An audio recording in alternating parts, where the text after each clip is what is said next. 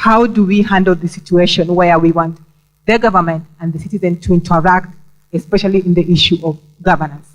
How do we bring these people to board? How do we capture these people who are supposed to actually be interactive? These are like the whole of Tanzania. The government is actually implementing a program now via a company in Vietnam, where they are actually putting up a broadband connectivity of 3G in most of places in the rural area. So that is going to be a first step. The second step is this is mainly in terms of the technology. The second step, what is actually happening is you see a substantial reduction of prices of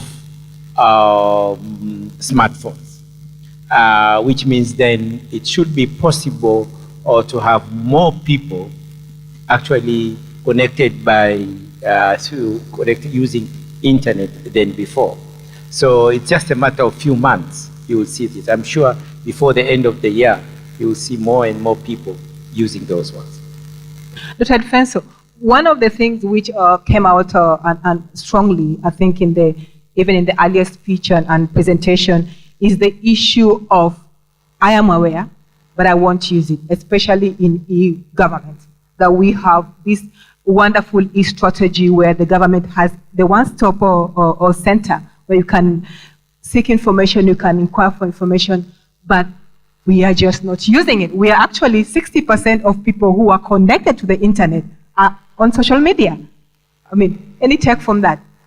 Just as complementing what Dr. Mshinda said here is that one thing is, because a lot of innovators are here, one thing is to innovate and putting, let us say, the system in place. Like, for example, recently we have heard the TANESCO Huduma, for example, that we come to solve a lot of problems that we are having.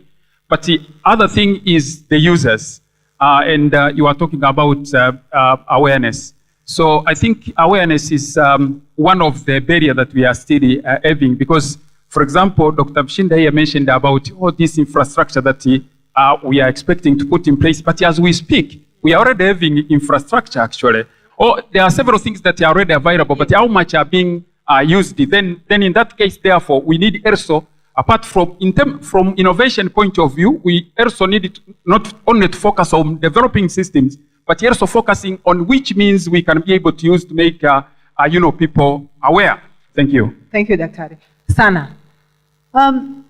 For MAVC, I think we make a big distinction between access and engagement, which are two entirely different things. A lot of people, most people with access to the internet in Tanzania will use WhatsApp and will use for social media for their private use. So, tuseme matumizi ya umbea, see, it's true, no?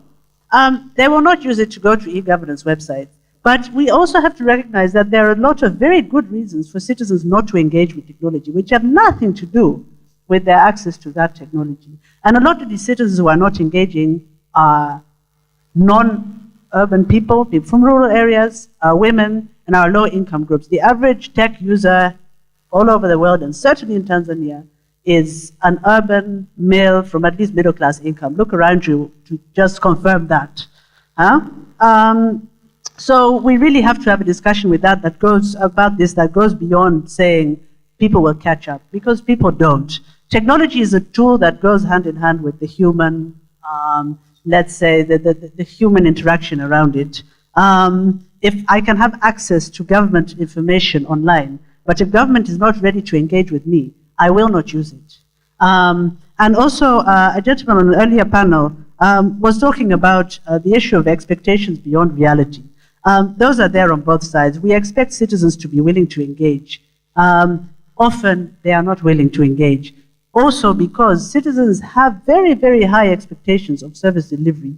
And a lot of people who build tech solutions, especially from the civil society side, build solutions that haven't looked at what is government able to deliver, so that you can actually build trust between citizens and governments. There's a lot of things that government can deliver, and there's a lot of things they cannot deliver, and that also needs to be recognized in developing these technology. Talk to people and listen to them before you develop the technology. Don't develop the technology and then go out there to ask people what they think of it. You know, I believe that people have a lot of misery and they're looking for entertainment when they use the internet. But aside from that, when you look at the e-government website, I like one of the opinions from the prior panel. Somebody said that if you want to build an application, make it as simple as possible. There are things we tend to forget. When you think about a user, don't think of an average. Don't think of an urban person now. Think of all Tanzanians.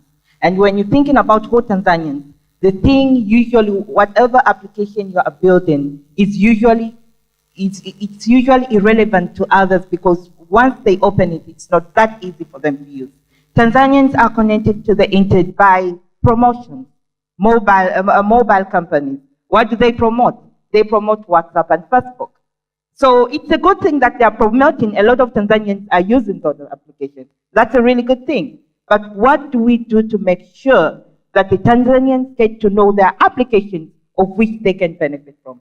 An agriculture application, and health an application. If the farmer knows that with this application, I'll get better results than what I get, believe me, that farmer will download the application. Great things are being done in the country, but they are not recorded. And the best way to get those information is from the internet. So we should not only be talking about application. When we talk about open data from the government, we should talk also about open data as an individual and different institutions and organizations. Technology is enabling. And I think we still have this. If you go to the World Development Report of this year, you see most of the problem is not the technology. So it's the question of culture, and it's also the questions on how do we want to use the technology. So sometimes we should not blame the technology, it's mainly ourselves on how we want to use it. So quickly, recommendation, Hannah, what should we do to make the tech, in fact, let's just focus on the e-government platform because it's the biggest platform in terms of how government and citizens can interact and do dialogue and to influence policy making. How can we make that platform better? I think if it's about citizen government interaction, about building trust, the most important thing is that you can deliver what you promise. And if you cannot deliver what you promise, reduce your promises and at least deliver on the small part you can. We get a lot of projects where they say we're going to implement this in the whole of Tanzania. And we tell them, why don't you start in 1 or 2 words and deliver it there properly before you roll it out over the whole of Tanzania and find out it doesn't work.